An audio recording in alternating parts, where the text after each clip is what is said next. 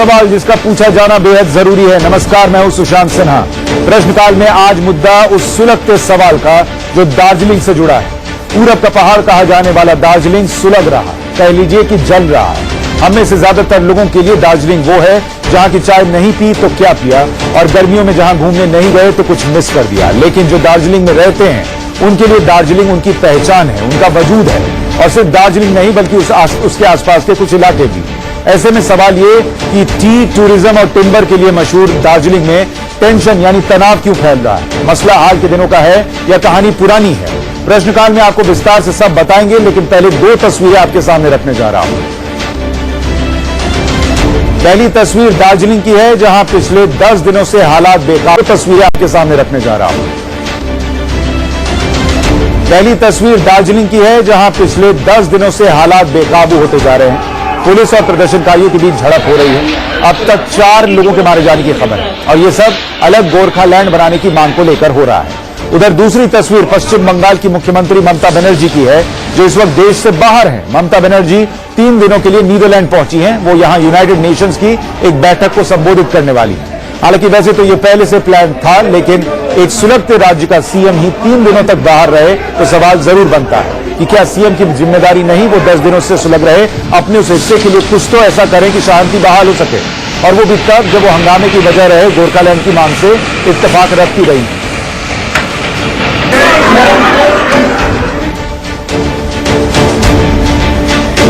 खैर, ममता बनर्जी 3 दिन के लिए बाहर गई हैं और दार्जिलिंग बीते 10 दिन से जल रहा है। यानी मुख्यमंत्री साहिबा यहां रहकर भी मसले का हल निकालने में नाकामी थी। लेकिन प्रश्नकाल में पहले समझिए कि दार्जिलिंग में बीते 10 दिन में हुआ क्या क्या है, और जो हुआ है वो हुआ क्यों है? क्यों देश के गृह मंत्री राजनाथ सिंह को इसमें हस्तक्षेप करना पड़ रहा है, और क्यों बीते 80 घंटे के भीतर 2 बार ममता बनर्जी से हिंसा रोकने के लिए कहना पड़ा है?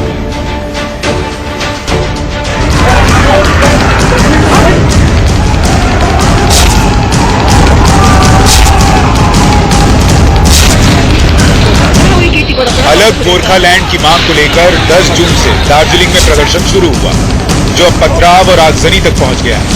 हालात इतने बिगड़ चुके हैं कि सेना, अर्धसैनिक बल और आर्म्ड पुलिस प्रदर्शनकारियों को रोकने में नाकाम साबित हुए। रविवार को हिंसा में इंडियन रिजर्व बटालियन के असिस्टेंट कमांडेंट पर खुखरी से हमला कर दिया गया। जीजेएम के उग्र प्रदर्शनकारियों और पुलिस के बीच आज सीधी झड़प तो नहीं हुई, लेकिन कई वाहनों में आग लगा दी गई। बंगालको कालो कानून, कालो नीतिले जुन प्रकारको हाम्रो छोराहरूको ज्यान लिएका छन्, हामी पनि सहन गर्ने छैनौं। हामी पनि उहाँले दिएको योगदानलाई शिरमा राखेर कफन बाँधेर निक्लेका छौं। चाहे हामी मर्न पर्छ भने मर्छौं, तर हामी गोर्खाल्यान्ड लिएर छाड्नेछौं। आज ही गोरखा जनमुक्ति मोर्चा ने सर्वदलीय बैठक बुलाई, जिसमें फैसला हुआ कि अलग गोरखालैंड की मांग कमजोर नहीं पड़नी चाहिए और न ही उन पर बांग्ला भाषा थोपी जा सकती है। दरअसल हालिया हंगामा भी बांग्ला भाषा को लेकर ही शुरू हुआ। हाल ही में ममता बनर्जी सरकार ने अधिसूचना जारी की थी कि बंगाल के स्कूलों में बांग्ला भाषा अनिवार्य कर दी जाए, जिसका दार्जिलिंग में गोरखा जनमुक्ति मोर्चा ने खुलकर विरोध किया। बिमल गुरंग की पार्टी ने उग्र प्रदर्शन करते हुए पुलिस पर पथराव शुरू किए। हालांकि राज्य सरकार पहले ही सफाई दे चुकी है कि पहाड़ के लोगों के लिए यह फैसला बाध्यकारी नहीं है। इस बीच बिमल गुरंग के घर छापामारी भी हुई, जिसने आग में घी डालने का काम किया। अब तो सुभाष घिसिंग के नेतृत्व वाली गोरखा नेशनल लिबरेशन फ्रंट सरकार से समर्थन वापस लेने की भी तैयारी कर रही है। ममता बनर्जी कह रही हैं कि चुनाव नजदीक आते ही अलग गोरखालैंड की मांग राजनीतिक साजिश से जुड़ी हुई है, जबकि हकीकत यह है कि सत्ता में आने से पहले ममता बनर्जी ने अलग गोरखालैंड की मांग का समर्थन किया था और 2011 में गोरखालैंड टेरिटोरियल एडमिनिस्ट्रेशन की स्थापना भी की थी। ये वही ममता हैं जिन्होंने बाकायदा पहाड़ों में जाकर बैठक की थी और तमाम जनजातियों के लिए विकास बोर्ड बनवाए थे। लेकिन गोरखा जनमुक्ति मोर्चा का कहना है कि दरअसल ममता ने समर्थन नहीं किया, बल्कि उनका कद घटाने की चाल चली थी, और इसी को लेकर यह संघर्ष हाल के दिनों में बढ़ता चला गया है। पर यह संघर्ष आज का नहीं है। गोरखालैंड की मांग 100 साल से भी पुरानी है। आपको दिखाते हैं कि इस मांग का इतिहास क्या है, ताकि आपको पता चल सके कि क्या सफर रहा है इस मांग का। 1907 यानी आज से 100 साल से पहले की बात हम कर रहे हैं। मौले मिंटो रिफॉर्म पैनल ने अलग गोरखालैंड की मांग ब्रिटिश सरकार के सामने 1907 में रखी थी। तब पहली बार अलग गोरखालैंड की आवाज उठी थी। 1952 में और अंग्रेजों ने तो अलग गोरखालैंड नहीं दिया, लेकिन जब भारत अलग देश बना, आजाद देश बना, तब ऑल इंडिया गोरखा लीग ने तत्कालीन पीएम जवाहरलाल नेहरू को मेमोरेंडम सौंपा था कि अलग गोरखालैंड बनना चाहिए।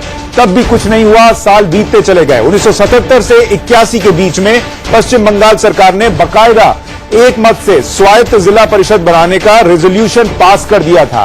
बावजूद इसके, और तब की जो प्रधानमंत्री थी इंदिरा गांधी, इस रेजोल्यूशन को इंदिरा गांधी के पास भेजा भी गया था, लेकिन तब भी कुछ नहीं हुआ। और नतीजा यह रहा कि 80 का जो दशक था, यानी 1980 से लेकर 1990 के बीच में गोरखा नेशनल लिबरेशन फ्रंट के नेतृत्व में गोरखालैंड की मांग तेज होती चली गई। और 1986 से 88 के बीच में करीब 1200 लोगों की जान गई जो हिंसा भड़की उसमें। और 1988 में जाकर दार्जिलिंग गोरखा हिल काउंसिल का गठन किया गया। तब जाकर मामला थोड़ा शांत पड़ा। हालांकि 2007 से 11 के बीच में सुभाष घीसिंग के नेतृत्व में गोरखालैंड की मांग फिर से तेज हुई। जब 2013 में अलग तेलंगाना राज्य बना, तब फिर से गोरखालैंड को लेकर प्रदर्शन तेज हुआ कि अगर तेलंगाना बन सकता है तो गोरखालैंड क्यों नहीं। और 2017 में, अब से कुछ दिन पहले, पश्चिम बंगाल के स्कूलों में बांग्ला भाषा अनिवार्य करने का जैसे ही फैसला आया, तनाव बढ़ता चला गया। और वो तनाव अब सड़कों पर दिख रहा है, जिस तरीके से हंगामा हुआ है। गोरखालैंड की मांग 100 साल से भी ज्यादा पुरानी है, ये तो आपने समझा, लेकिन गोरखाओं के भारत आने का इतिहास और दार्जिलिंग का इतिहास तो कई 100 साल पुराना है। और वो इतिहास समझना इसलिए जरूरी है क्योंकि वर्तमान में गोरखाओं की भावनाएं दार्जिलिंग के इतिहास से कैसे जुड़ी हैं, वो बिना वक्त में पीछे जाए समझना बहुत मुश्किल हो जाएगा। इसलिए आपको थोड़ा नहीं, बहुत पीछे लिए चलते हैं और समझाते हैं कि क्या हुआ है और कैसे हुआ है। इसको जरा समझिए कि गोरखालैंड की बात कहां से हुई। 1780 में सिक्किम और उत्तर पूर्व के कई इलाकों पर गोरखाओं ने कब्जा किया। गोरखा नेपाल से आए थे और उन्होंने कब्जा किया। दार्जिलिंग, सिलीगुड़ी, शिमला, नैनीताल, गढ़वाल और कुमाऊं में गोरखाओं ने अपना कब्जा जमाया। ये 1700 ईस्वी की हम बात कर रहे हैं। इन जगहों पर गोरखाओं ने करीब 35 साल तक राज किया। उसके बाद अंग्रेज आए और अंग्रेजों से लड़ाई हुई। उस लड़ाई में नेपाल हारा और 1816 में सिंगौली समझौता हुआ, जिसके तहत गोरखाओं ने सारा साम्राज्य जो उनके पास था, जिसमें कि दार्जिलिंग भी शामिल था, सिक्किम भी शामिल था, वो सारा साम्राज्य अंग्रेजों को सौंप दिया। अब यहां से क्या हुआ वो देखिए। अंग्रेजों ने दार्जिलिंग को सिक्किम का हिस्सा बना दिया शुरुआती तौर पर। यह 1835 में दार्जिलिंग को सिक्किम से अलग कर लिया गया। पहले दार्जिलिंग सिक्किम में था, फिर 1835 में अलग हुआ। 1905 में बंगाल का विभाजन होना ही था, उसके ठीक पहले दार्जिलिंग राजशाही डिवीजन का हिस्सा बना, जो अब बांग्लादेश में पड़ता है। 1905 से 1912 तक ये जो दार्जिलिंग की हम बात कर रहे हैं, वो भागलपुर डिवीजन का हिस्सा भी रहा है। यानी दार्जिलिंग का इतिहास बहुत पुराना है। गोरखा वहां 1700 में आए थे और उसके बाद अंग्रेजों से हारने के बाद भले ही उनके हाथ से दार्जिलिंग चला गया, लेकिन वो भारत में रहे, दार्जिलिंग का हिस्सा रहे। गोरखा आए भले बाहर से थे, लेकिन वो भारत का अभिन्न हिस्सा हैं, वो भी भारत हैं और देश की शान ऊंची करने में उनका भी योगदान है। मसलन आपने गोरखा रेजिमेंट के बारे में सुना ही होगा, जिसे लेकर भारत के सेनाध्यक्ष रहे सैम मानेकशॉ ने कहा था कि यदि कोई व्यक्ति कहता है कि उसे मरने से डर नहीं लगता, तो वो या तो झूठ बोल रहा है या फिर वो गोरखा है। कहते हैं अगर इनके हाथ में खुखरी हो तो ये मौत से भिड़ जाते हैं। और यही वजह है कि ऐसी ही रेजिमेंट की बदौलत अंग्रेजों ने हिटलर से टक्कर दी। भारत के पास अगर गोरखा रेजिमेंट है तो ब्रिटेन के पास गोरखा ब्रिगेड और नेपाल के पास नेपाली आर्मी है। ये वही गोरखा हैं जिनकी पहचान सिर्फ गोरखालैंड नहीं हो सकता, बल्कि उस पहचान का हिस्सा जरूर हो सकता है।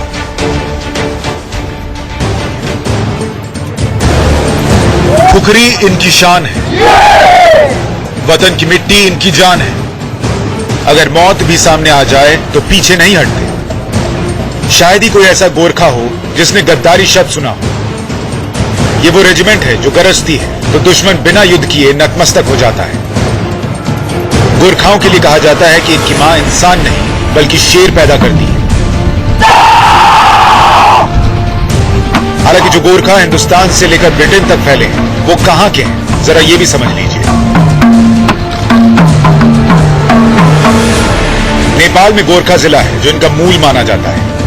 बताया जाता है कि 8वीं शताब्दी में संत गोरखनाथ ने उन्हें यह नाम दिया। साल 1815 में गोरखा पलटन भारतीय सेना से जुड़ी और ये आज भी उसका हिस्सा है। लेकिन वैभवशाली इतिहास को समेटे इन गोरखाओं की कुछ मांगे भी। उनका कहना है कि गोरखाओं की सभ्यता और संस्कृति को दबाया जाता है। कभी नेपाली तो कभी बांग्ला भाषी उनकी पहचान को चुनौती देते हैं। राई, लेपचा, शेरपा जैसी जनजातियों के लिए विकास बोर्ड बना दिए गए, जिसके जरिए सरकार सीधे पहाड़ी लोगों को आदेश मानने पर मजबूर करती है। पहले सुभाष घीसिंग और अब बिमल गुरुंग गोरखाओं के नेता बनकर सामने आए, जो सरकार के आदेशों को लगातार चुनौती देते रहे। चूंकि ममता बनर्जी की पार्टी का मैदानी इलाकों में पूरी तरह से कब्जा है और अब वो पहाड़ी इलाकों में अपनी पैठ बढ़ाने में जुटी है, जीजेएमएम को लगता है कि अगर टीएमसी ऐसा करती है तो आज बांग्ला भाषा अनिवार्य करने का फैसला आया है। कल उनके कारोबार और संस्कृति को लेकर भी आदेश आ सकते हैं। ऐसे में वो अलग गोरखालैंड की मांग पर अड़े हैं, जो पुरानी है लेकिन धीमे धीमे ही सही वक्त के साथ सुलगती रहती है।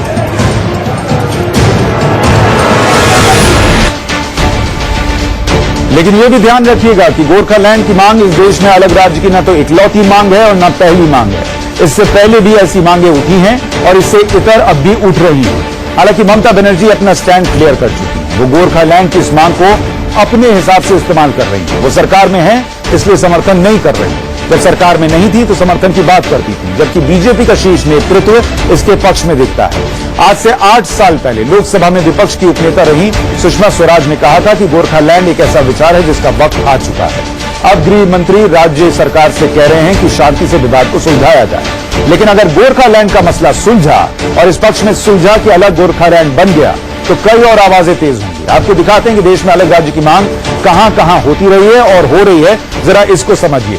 सबसे पहले चूंकि हम गोरखालैंड की बात कर रहे हैं तो उसको समझिए। ये पश्चिम बंगाल का मैप है और ये जो हिस्सा आप देख रहे हैं ऑरेंज रंग का, ये गोरखालैंड, अलग गोरखालैंड बनाने की बात चल रही है। विधान चंद्र राय ने जब पूरे दार्जिलिंग में बांग्ला को अनिवार्य भाषा बनाने की कोशिश की थी, तब भी उन्हें जबरदस्त विरोध का सामना करना पड़ा था और ये आज तक जारी है। और इसीलिए ये गोरखालैंड की मांग सालों से चली आ रही है। एक और राज्य जिसकी बात हो रही है वो आप देखिए उत्तर प्रदेश। यूपी को 4 छोटे हिस्सों में बांटने की मांग उठती रही है। कहा जाता है कि यूपी को हरित प्रदेश, अवध प्रदेश और बुंदेलखंड और पूर्वांचल यानी इन 4 हिस्सों में बांट दिया जाए ताकि वहां के लोगों का विकास हो सके। और ये याद रखिएगा कि मायावती ने यह प्रस्ताव पारित भी कर दिया था। छोटे राज्यों के गठन की मांग गुजरात में भी जोर पकड़ती रही है, यह भी आपको ध्यान दिलाएं। गुजरात का यह तटीय भाग है सौराष्ट्र, जिसे अलग राज्य बनाने की मांग उठती रही है। गुजरात में भी कहा जाता रहा। और गुजरात से ही सटे महाराष्ट्र की बात कर लीजिए तो वहां विदर्भ, ये वो हिस्सा है, ये पूरा मैप महाराष्ट्र का है, लेकिन इससे विदर्भ को अलग राज्य बनाए जाने का मुद्दा लगातार उठता रहा है। पूर्वी हिस्से में यह पड़ता है महाराष्ट्र के। तो ये वो राज्य हैं। वहीं अगर आप बोडोलैंड की भी बात कर लीजिए, एक और राज्य की मांग जो उठती है वो असम में उठती है। ये वो हिस्सा जिसको कहा जाता है कि जो बोडो जनजाति के लोग हैं उनके उत्थान के लिए जरूरी है कि अलग बोडोलैंड बना दिया जाए। और इसके लिए प्रदर्शन भी होते रहे और बोडो समुदाय में वे लोग हैं जो ब्रह्मपुत्र घाटी के सबसे बड़े जनजातीय समूह के गुट का नेतृत्व करते हैं, ये ध्यान रखिएगा। ऐसे में छोटे राज्यों की मांग वहां के लोगों के लिए ठीक हो सकती है और बहुत सारी मांगे हैं जैसा हमने आपको दिखाया। लेकिन छोटे राज्य बन जाने के बाद उन्हीं लोगों का जीवन कितना बदलता है, ये भी एक अहम सवाल है। आज से पहले जो छोटे राज्य या अलग राज्य बने उसमें ज्यादा फायदा नेताओं और अफसरों का ही हुआ, आम लोगों का कम हुआ। जरा समझिए कि अलग राज्य में ज्यादा फायदा किसका होता है और कैसे होता है, इसको समझिए। जब एक अलग राज्य बनता है या छोटा राज्य बनता है तो होता क्या है, राज्य की अपनी विधानसभा हो जाती है और ऐसे में ज्यादा नेताओं को मंत्री और विधायक बनने का मौका मिल जाता है और कई बार तो निर्दलीय भी मुख्यमंत्री बन जाते हैं। ये भी हमने देखा है झारखंड में। अधिक अफसरों को नए कैडर में ऊंचे रैंक मिलने के मौके बन जाते हैं, यानी नेताओं और अफसरों दोनों की चांदी होती है। नई राजधानी बनने से जमीन के दाम बढ़ जाते हैं तो जो बिल्डर हैं, जो प्रॉपर्टी से का काम करते हैं, उनकी चांदी हो जाती है। नई नई योजनाओं के लिए पैसे आते हैं और ठेकेदारों की चांदी हो जाती है। दूसरे राज्य से भी ठेकेदार आते हैं और उनको काम मिलने लगता है। आम आदमी को क्या मिलता है, आम आदमी को दफ्तरों के चक्कर ज्यादा दूर लगाने नहीं जाना पड़ता, लेकिन चक्कर तो तब भी लगाने पड़ते हैं, ये ध्यान रखिएगा। लेकिन छोटे छोटे राज्यों के गठन से आम आदमी की भागदौड़ तो कम हो जाएगी। उसके लिए हाईकोर्ट अलग होगा, वहां की सरकार उस इलाके के संसाधनों को अपना बता सकेगी। लेकिन क्या गारंटी है कि इससे स्थिति पूरी तरह से सुधर जाएगी, क्योंकि कई राज्य अब भी ऐसे ही हैं जहां पर अलग राज्य बने और उनके वहां पर लोगों के हालात नहीं सुधरे। इसको जरा आप समझिए। हम आपको कुछ उदाहरण दे रहे हैं। बिहार से अलग राज्य बनाया गया झारखंड। प्रति व्यक्ति आय क्या थी वहां पर, 10,570 रुपए बिहार में है। झारखंड में प्रति व्यक्ति आय बढ़कर 20,177 रुपए है। मध्य प्रदेश से छत्तीसगढ़ अलग हुआ। मध्य प्रदेश में प्रति व्यक्ति आय कितनी है? 18,051 रुपए। छत्तीसगढ़ में 29,000 रुपए है। आंकड़ों के लिहाज से अगर आप देखिएगा तो लगेगा कि प्रति व्यक्ति आय तो बढ़ गई है, यानी लोगों का फायदा हुआ है। लेकिन इन्हीं छोटे राज्यों में स्थिति क्या है उसको अगर आप समझेंगे तो वो स्थिति यह है कि जमीनी हालात यहां पर कुछ खास नहीं सुधरे। छत्तीसगढ़ और झारखंड की बात कर लीजिए, नक्सली हमले वहां आज भी होते हैं, कई जानें वहां आज भी जाती हैं और लोग परेशान हैं। स्वास्थ्य, शिक्षा, बिजली जैसी समस्याएं आज भी लोगों के सामने इन तमाम छोटे राज्यों में खड़ी हैं, जिन्हें बनाया इसलिए गया था ताकि लोगों का विकास हो सके। संसाधनों का बंदरबाट शुरू हो जाता है और झारखंड इसका सबसे बड़ा उदाहरण है। इतना ही नहीं, कई घोटाले भी सामने आ गए इन छोटे राज्यों के बनने के बाद, यानी आम लोगों का फायदा कम और जो रसूख वाले हैं उनका फायदा ज्यादा हो जाता है। यानी साफ है कि किसी भी देश के हिस्से करते जाना समस्याओं का हल नहीं है, बल्कि प्रशासनिक तंत्र को बेहतर, जहां है वहीं उसे बेहतर जीवन देना लक्ष्य और रास्ता दोनों होना चाहिए। खैर, अलग राज्य बने या न बने ये तो वक्त तय करेगा और उस वक्त की सियासत भी तय करेगी, लेकिन आपको दिखाते हैं कि इस देश में जो मौजूदा राज्य हैं वो कैसे बने। यह हिंदुस्तान का नक्शा है, 29 राज्यों और 7 केंद्र शासित प्रदेशों वाला देश। लेकिन क्या कभी सोचा है कि इतने राज्यों का गठन कैसे हुआ? क्योंकि आजादी से पहले तस्वीर ऐसी नहीं थी। आजादी के बाद स्टेट ऑफ आंध्रा पहला राज्य बना, जिसे 1953 में मद्रास स्टेट से अलग किया गया। इसके बाद पंडित नेहरू ने एक राज्य पुनर्गठन आयोग का गठन किया और फिर आयोग की सिफारिशों के आधार पर देश में 14 राज्य और 7 केंद्र शासित प्रदेश बनाए गए। मध्य प्रांत के नागपुर और हैदराबाद के मराठवाड़ा को बॉम्बे स्टेट में शामिल कर दिया गया। आगे चलकर त्रिपुरा को असम से अलग किया गया तो मणिपुर, मिजोरम, अरुणाचल प्रदेश का गठन हुआ। साल 2000 में उत्तराखंड, झारखंड और छत्तीसगढ़ नए राज्य के तौर पर सामने आए और फिर 2014 में तेलंगाना बना।